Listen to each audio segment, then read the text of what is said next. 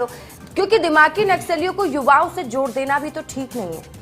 देखिए रसिका जी, देश के सबसे लोकतांत्रिक मंच लाल किले की प्राचीर से अगर प्रधानमंत्री जैसा इस देश का सबसे सम्मानित पद वाला व्यक्ति अगर दिमागी नक्सल जैसे शब्दों का उपयोग उस महत्वपूर्ण जगह से करता है और उस महत्वपूर्ण दिन को चुनता है, तो उन्हें यह भी स्पष्ट कर देना था कि कौन देशभक्त है और कौन वैचारिक नक्सली है। उससे स्थिति स्पष्ट हो जाती तो सवाल नहीं उठते।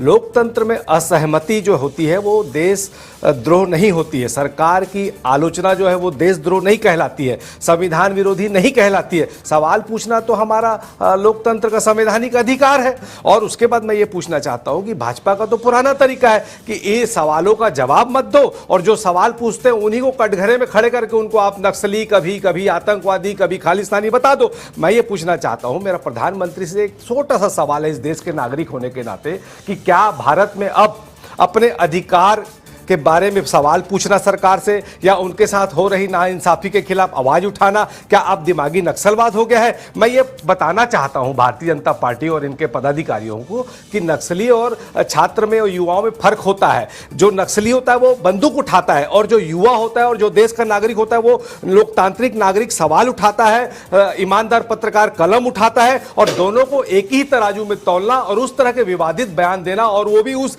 लोकतंत्र के सबसे बड़े प्राचीर से, ये शोभा नहीं देता। इसलिए सवाल उठ रहे और सवाल उठना लाजमी भी है। प्रधानमंत्री को स्पष्ट करना चाहिए था, क्या आप उनकी सरकार से सवाल पूछने वाले नक्सली हैं क्या? उन्होंने खुद अपने आप को वहां पर असहज स्थिति में डाला और इसीलिए इनके किरण रिजिजू और तमाम भारतीय जनता पार्टी के लोगों को सफाई देनी पड़ रही है। क्या वो देश के युवाओं का अपमान नहीं कर रहे? क्या वो इस देश के 140 करोड़ लोगों का अपमान नहीं कर रहे? तो प्रधानमंत्री जी की उस भाषा के लिए प्रधानमंत्री को या तो स्पष्ट करना चाहिए कि उन्होंने किसे दिमागी नक्सली कहा या तो इस देश से उनको माफी मांगनी चाहिए।